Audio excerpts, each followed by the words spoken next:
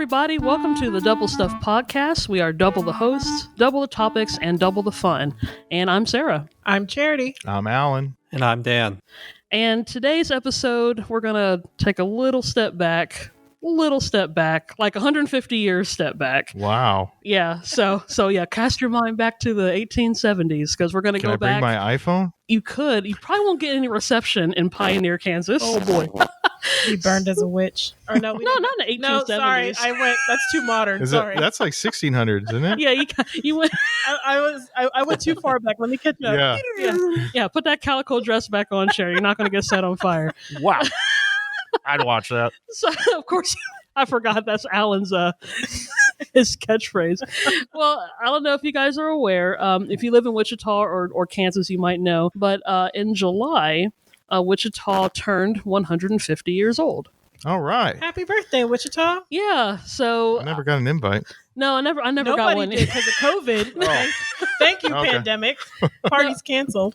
No, it's true. Due to everything that's been going on, they did have to reschedule most of the festivities because they were going to do a bunch of parades and Probably parties during and stuff. Riverfest and all that. So it'll be celebrated in 2021, but it's still a landmark year because we did hit 150 years. And for me, I've been living in Wichita, or me and Charity, we've been living in Wichita since 2003. I really have had no interest in learning Wichita history until about 4-5 years ago. Oh, why is that, Sarah? Yeah. Oh, Tell us more.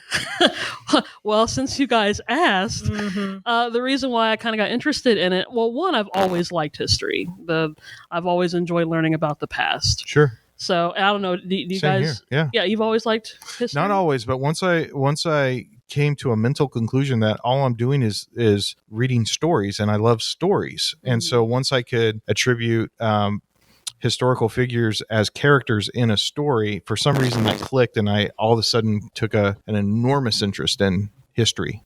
That's cool. What about you, Dan? Have you kind of been into history? Yeah, it was definitely my favorite topic in high school. And history has always been something I was interested in. I actually tried to go into history for a little bit. I was switching around majors, but ultimately decided on communication. That's funny you say And that. we're glad you did. Oh, well, I mean, I'm sure he would have been a great historian because He's got a beard. he's got a beard. Well, I like. No, but he's got that like professor look. He just needs one of those suits that are out of date That's with the true. hat and everything. And With the patches on the elbow. Yeah, That's right. Yes, I personally do want the one with the patches. Wait, no. You don't need to wear that. I said Dan wears the suit. Oh, okay. Well, what do I wear? Not the suit? You're a podcaster. Podcasters don't wear anything. He gets to be the professor. You're the podcaster. The funny thing was when Dan said he was thinking about doing that in his major, I had for a little bit considered majoring in Egyptology. That would have made a lot of money in Wichita. Probably not. No, it wouldn't have. But I probably wouldn't have been. I probably wouldn't be here. But yeah, because one, not only do I like history, but I like ancient history. Like the older, the better. Sure. So, but I figure if I go ahead and change my major to multimedia broadcasting, then, if the situation would arise where there's some kind of archaeological expedition and I have to go to Egypt, then I can be the camera person to unearth, King Tut Jr. So you want to work for like National Geographic, or no, is that history? That's history. Oh my gosh, that was a stupid question. No, you just showed your... No, what I meant to say, well, Would that be on Nick Jr.? It is. No, I mean, National Geographic got stuff, History Channel got stuff, but I thought it would just be kind of cool to do that. And then Charity, your experience with history. Oh, okay. I'll say this. That preface there. No, I'll say this. There's a lot of subjects that I didn't like in school, history being one of them. Partially, with those subjects, I either had a bad teacher or they just didn't explain it in a way that was captivating, I guess, to be dramatic. I will say, as far as there is one thing of history that I did like, and that's probably music history. So that could be anything from like British invasion stuff, or going back to learning about, the Hallelujah Chorus and how that was radical for its time, or maybe about instruments and stuff. So I will say, the few times I've done maybe a music appreciation class, I did enjoy that, or art appreciation. Those are usually merged together. Yeah, but normally history was not something I was interested in until after I got out of school and I could learn it on my terms. Yeah, well, and that kind of goes back to why I kind of got interested in Wichita history. Because when I was in school, when I was living in Kansas and when I was living in Indiana, the local history never attracted me. It was like nobody wants to hear about stuff that's going on in my backyard. Let's hear what's going on outside the world. But in 2016, when I had this major job change, which means I didn't have one, I decided to. Like how you slid that in. I slid that one in. I talked about this in another episode. But I was just talking about because I was unemployed at the time, and before that, me and another girl, we were planning on partnering up, talking about Wonderland Park, which was Wichita's very first amusement park. We were planning on partnering up and making this documentary ourselves. Obviously, that fell through, and then it was just all on me. And so I decided to just kind of delve into it. And the cool thing about technology nowadays, I mean, going to a library is important, but I do like how there's a lot of stuff online now, and I was able to kind of go to a lot of the local museums here in Wichita, and I was able to meet up with a lot of local historians here. So I've been able to get a really good network of historians, and they were able to give me some great information, and I was able to create a really great documentary about it. So ever since then, I've been kind of learning more and more about our local history. We actually have a pretty rich history, Wichita has. Yeah. It's 150 years worth. So you told me. I figured you were going to try to, I thought you were going to say something. It's like, yeah, well, 100. Yeah, Well, I mean. we had started doing some information. I don't know that much research. about Wichita. I've only been here for 3 years.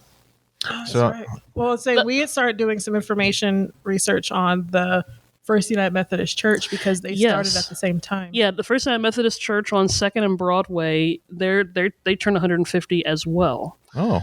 And they have a whole archive of stuff because we found a 300-year-old Bible. There was a 350-year-old German Bible. Wow. And it had huge. Is this the original building too? No, the original building was burned down back in the 1870s, and then I think it was rebuilt again. Arson? Yeah, it was one of those. It was historical arson. Historical arson. That's not like someone's name, actually.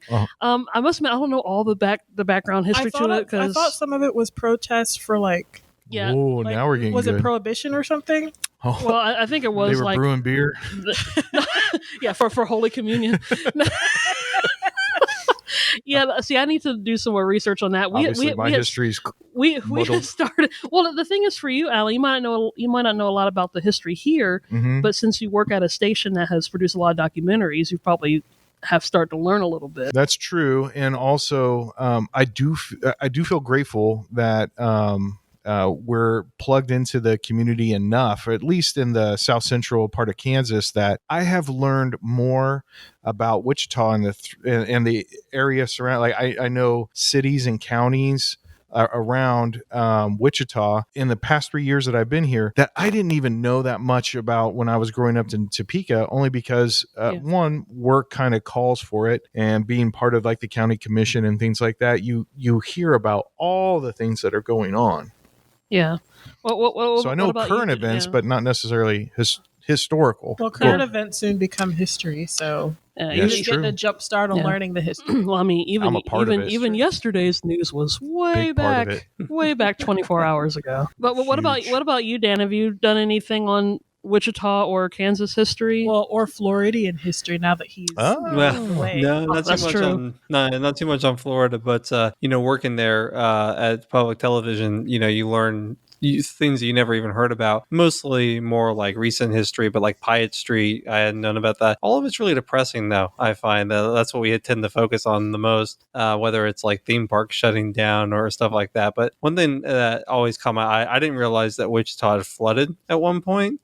And this was a long time ago. But there's pictures of people in canoes going down the main street, like Douglas.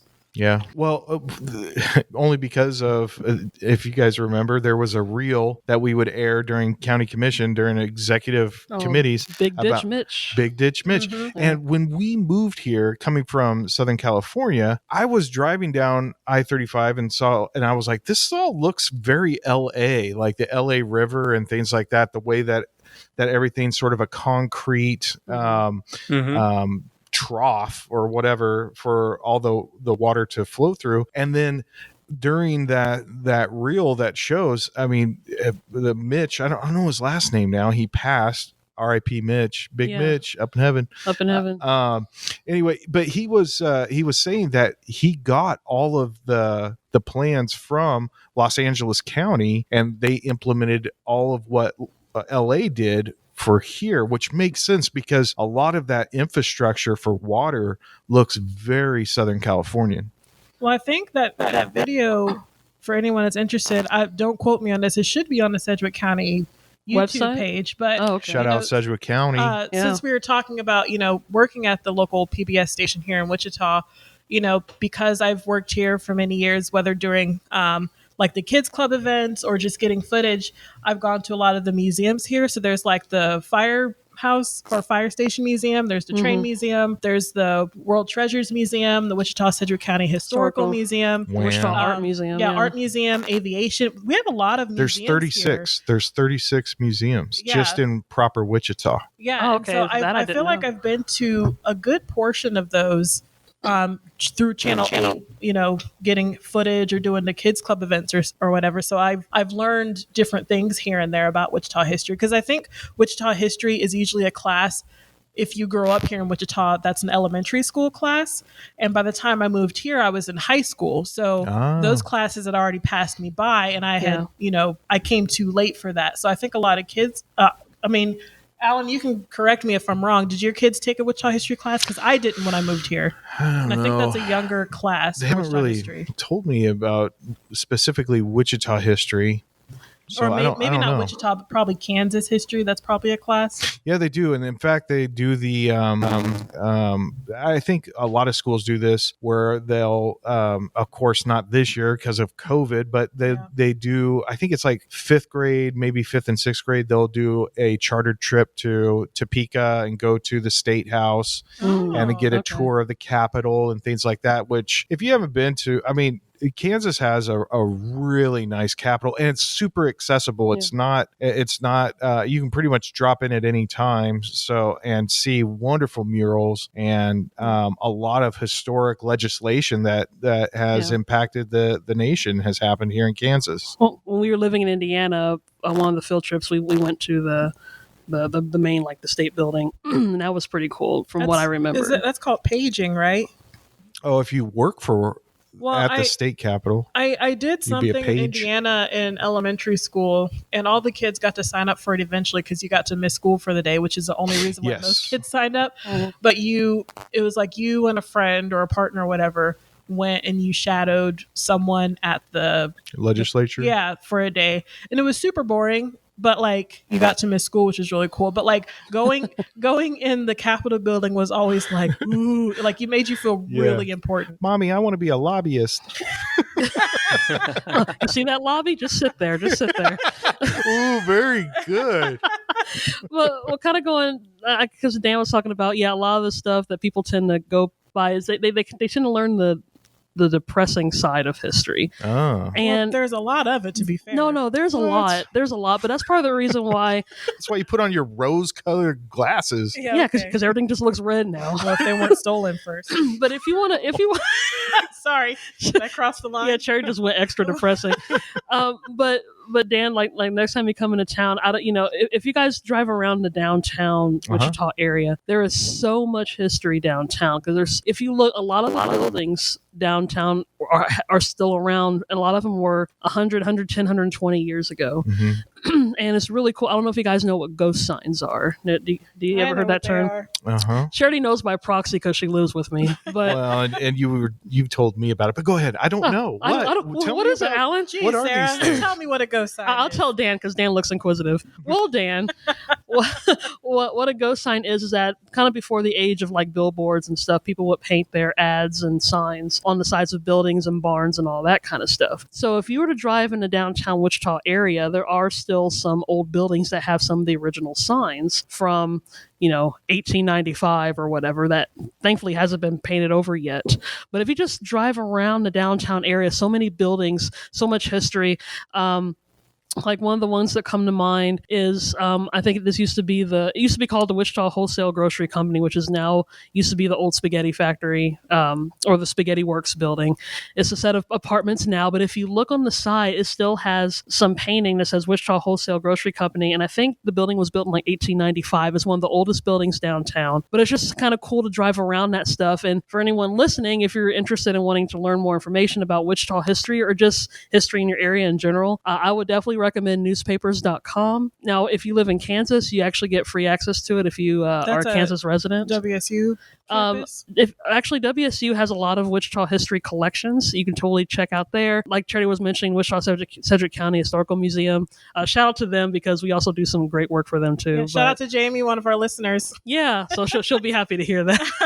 Okay, so Wichita in recent years has become very well known for aviation. Trying to jump on the bandwagon of like having murals and stuff because people like to do selfies and stuff. Mm-hmm. So a ghost sign, does it have to be like an advertisement, or later down the road, all these new murals when they get old and decrepit, is that going to be considered a ghost sign? Like it's just a painting on a wall, right? It doesn't have to be a specific, specific thing. That's a good question. I don't know the exact answer. I think they've kind of maybe by years of wear, maybe it's just a historical mural because they actually use it in terms of advertising, but I know that's not necessarily the case anymore. But maybe if you still find one, like there used to be one, it's still there, but it's not in the best it's not as good as it used to be, but there's a soda cracker ghost sign. That green one? Yeah. Across the street, if you guys know where the Jabara carpet outlet, across the street is an old soda cracker ghost sign from like 1905. We'll post a picture on Facebook. But anyway, and also with my love of history, I always wonder when it comes to preservation or restoration, I always have a love-hate relationship with that because preservation is always good. You want to keep it, but sometimes to restore it, you're kind of painting over that, so I kind of have a bit of a thing as to, well, then it goes with, if you're going to restore it, is the building itself worth keeping around? Because I think that was one of the things they were discussing, whether or not to keep Century 2, not with the mural and the painting and everything, but we're about to get political on this. Well, not political. Just from a historical aspect. Well, no, they were saying like, if we were going to keep the building, you can keep it as a form of history, but the problem still exists, which means that if you're going to keep it around, you still have to throw money into it to fix it up or just tear it down. That's tearing down history. Yeah.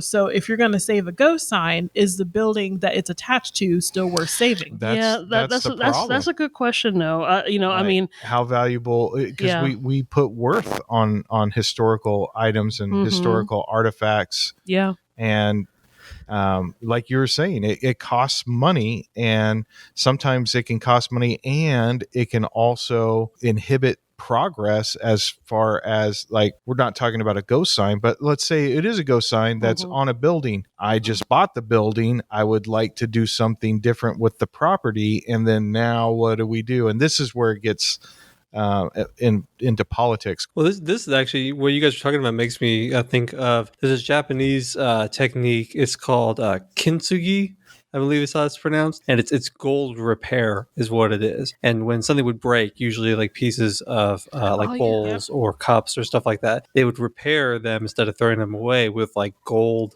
like sealant basically.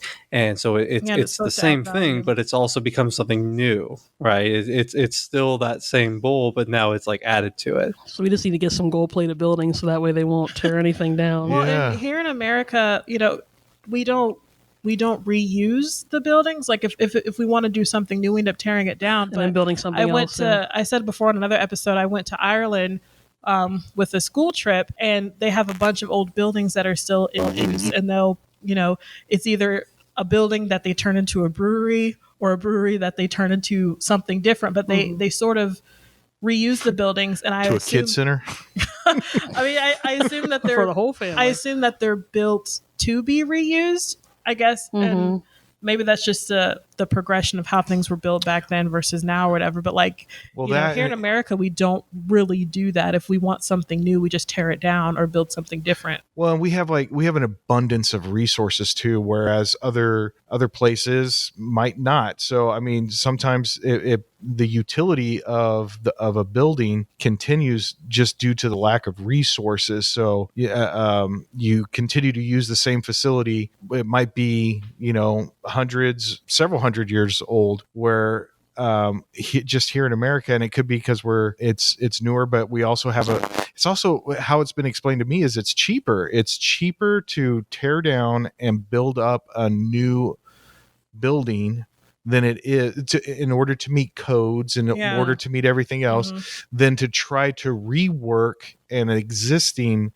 structure to fit the needs of a more modern use, I guess, well, whatever its utility is for. Usually fixing an older structure doesn't fix the original problem. So like if the foundation is uneven or cracked or whatever, like, you can fix the cracks in the walls, but your foundation is still messed up, which means that whatever you just fixed was a waste of money. So essentially tearing it down and rebuilding it would probably be easier, but or it could be just a temporary fix. It's just a time bomb waiting to go off. Well, so sort of kind of bringing it back around, like when I was talking about like Wonderland Park, when I chose that topic, at least to my knowledge, or I've been told that nothing but nothing exists of Wonderland Park, at least in Wichita. I recently found out that they moved a lot of their stuff to El Dorado, which is another city in Kansas. So hopefully there might be something there. But it was kind of like that same thing, because we enjoy it in the present. We think it's going to last forever.